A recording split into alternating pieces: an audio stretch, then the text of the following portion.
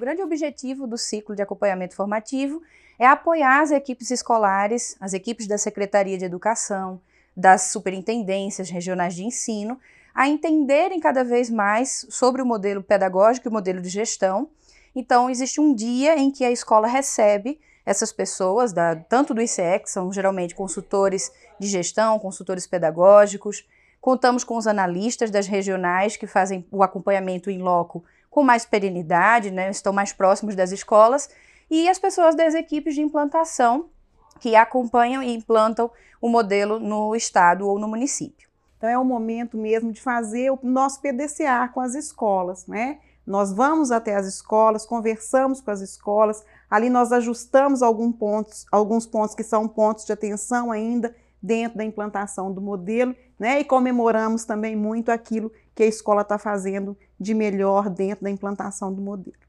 Os pontos que nós levantamos no CAF, nós dividimos em premissas e atributos, tá? Então, o nosso modelo pedagógico e de gestão, ele é pautado em 5 premissas. E nós temos uma 6ª premissa, que é a premissa da educação para o trabalho nas escolas que têm o ensino médio em tempo integral profissional. No ciclo de acompanhamento formativo, nós trabalhamos alguns indicadores como taxa de aprovação, taxa de reprovação, índice de evasão, e a gente faz uma análise do início do ano até a presente data da realização do CAF, né? Com esses resultados, a gente leva para a equipe pedagógica, onde a gente discute algumas estratégias para a gente poder tentar diminuir, né, esses indicadores. É um momento de enriquecer, né? Às vezes a gente tem ações muito válidas, mas a gente não sistematizou, não fez um monitoramento adequado, né? E não formalizou aquele monitoramento. E com o CAF a gente consegue umas dicas, a gente tem uma troca de experiências do que precisa ser melhorado e é bem pontual e fica mais fácil para a gente trilhar o passo seguinte. Durante o CAF a gente faz uma análise de todas as metodologias de êxito, né?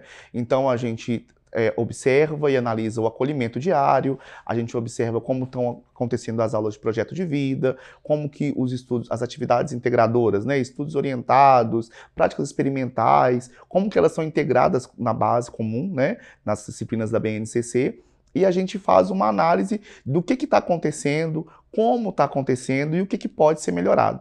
De extrema importância, os consultores do ICE e dos representantes da Secretaria de Educação na nossa escola hoje, onde eles vêm trazer boas práticas de outras unidades escolares, que para a gente é uma troca de experiência, que a gente vai aproveitar muita coisa, tirar nossas dúvidas e tirar a imagem também, que não é uma auditoria, né? Eles vêm dar suporte para a gente, orientar, buscar as nossas experiências que foram boas para as outras escolas e sanar as dúvidas que a gente, porventura, ainda tivesse em relação ao processo de aprendizagem que está acontecendo. O mais importante para mim do CAF é esse momento de reflexão, de parar e ver, né, o que eu estou fazendo, sem contar que quando a gente fala, é que a gente começa a perceber, né, onde que a gente está indo, qual o caminho que a gente está seguindo, o que a gente pode melhorar. Nesses ciclos formativos, né, os consultores do ICE, eles geralmente trazem experiências de outras escolas. E isso fortalece, porque a gente começa a ver como que a gente pode, às vezes, fazer algumas coisas que ainda estava faltando aqui. Olha, o CAF é de grande importância, porque, igual o nome já fala, é realmente um ciclo, né? É algo que a gente consegue dar início e ver o desenvolver e chegar até o final. E dentro desse ciclo a gente consegue fazer como se fossem sequências formativas interdisciplinares, onde eu consigo fazer link da minha matéria, da física, da pesquisa e também das eletivas com outras matérias. Eu consigo envolver os alunos de uma forma mais tangível. O CAF impacta nas minhas atividades relacionadas à base comum e atrelada ao nivelamento, né, das práticas comunicativas, a gente perceber que fazer um trabalho interdisciplinar é muito importante, né? E não só um conhecimento de, vou aprender língua portuguesa, mas através de um trabalho específico, conseguir atrelar e conversar com essa prática para auxiliar na formação desse aluno voltado tanto para a língua portuguesa quanto para as práticas comunicativas. A gente conseguiu atrelar as duas e perceber o que os meninos mais precisavam.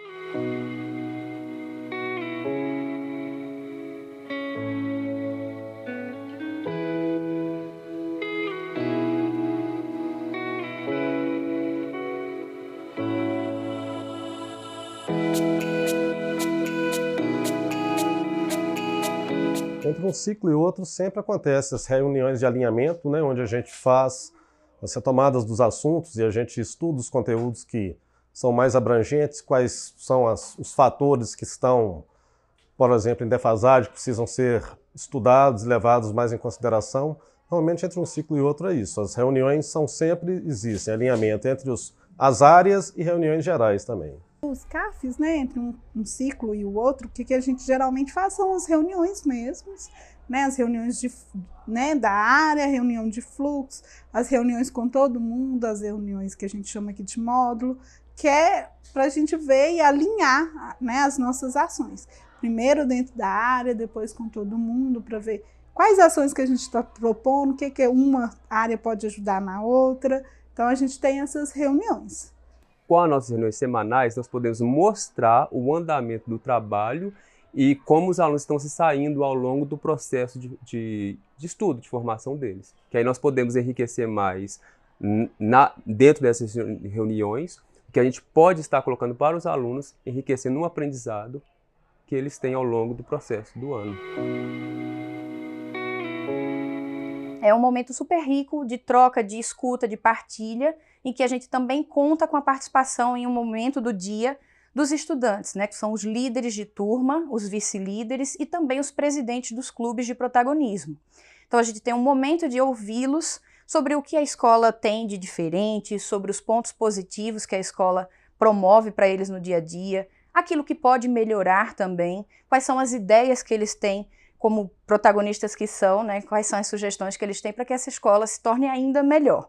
A dinâmica feita hoje foi muito importante, não só para a gente aprender, mas a gente passar para as outras pessoas o nosso conhecimento, o que a gente espera para o nosso futuro, para o nosso projeto de vida, o que a gente quer. A gente quer ajudar a transformar a escola em um lugar mais dinâmico, um lugar mais favorável de estar nessas 9 horas que a gente passa. A cada ano e a cada dia que vai se passando, pessoas, alunos, professores têm novas opiniões de mudanças, de planejamentos. Então é sempre bom ter essas reuniões para ir renovando, abordando novas decisões que vão modificar. Então falar do que bom, do que pena, do que tal, foi a percepção que a gente tem sobre o que é bom dentro da escola, o que a gente tem de oportunidades, o que pena, né, o que a gente pode melhorar, e o que tal são as ampliações que a gente pode fazer, tanto no âmbito, na questão material, quanto no âmbito emocional e participativo e integrado à escola. Participar do ciclo de acompanhamento é muito bom, porque eu levo as ideias dos alunos para esse bate-papo com os orientadores e vou contando as ideias que os alunos têm, tirando algumas dúvidas, recebendo algum conselho, e é muito bacana. O último ciclo pediu ajuda para os clubes de protagonismo, que teve algumas bagunças e a gente não estava conseguindo entender. E a gente teve uma mudança muito boa nesses clubes de protagonismo de agora. O CAF, ele proporciona uma coisa muito bacana, que é o momento da gente fazer uma reflexão sobre as práticas que são desenvolvidas na escola. Às vezes, no dia a dia, na correria, a gente não consegue perceber e não consegue parar e avaliar tudo que está acontecendo. E aí, nesse momento, a gente consegue parar e consegue ver que está tudo muito alinhado, que essas práticas que a gente desenvolve, ela acaba fazendo parte de toda a proposta da Escola da Escolha. A gente percebeu que realmente estava mais ou menos dentro da proposta que o CAF colocou para nós. Só que um ponto, por exemplo, que a gente melhorou depois do encontro foi registrar e documentar. E isso foi o que a nossa escola talvez já fazia, mas por um motivo ou outro nós não sabíamos como documentar, entendeu? Então, com a reunião com o CAF, a gente pôde se organizar a forma de documentar burocrático, posso dizer assim, que foi a parte que nós estamos corrigindo e estamos melhorando. Um dos materiais que o CAF nos apresentou e que eu achei muito importante e que os meninos se apropriaram muito são os guias de aprendizagem. Eu acho que o guia de aprendizagem ele foi muito importante para nós, professores, nos ajuda a enxergar esse processo formativo dos alunos e para os próprios alunos se apropriarem desse guia de ensino. Né? E eles conseguirem perceber que o trabalho que é desenvolvido e que antes a gente achava que não desenvolvia porque não tinha a nomenclatura, a gente já fazia esse trabalho. E é interessante que os alunos, eles acessam o guia, veem realmente que aquele trabalho que está ali no guia é o que a gente desenvolve dentro da escola. O acompanhamento do CAF nos ajudou muito a estar mais centrados no sentido de entender o processo melhor, porque no início a gente assusta um pouco com todas as informações, mas depois a gente conseguiu perceber que é um trabalho que nós já fazíamos, mas agora com o suporte do CAF o trabalho se torna muito mais tranquilo nesse sentido de estar indo na direção correta. Primeiro momento, nós percebemos várias ações que estavam ou incompletas ou a gente nem tinha começado.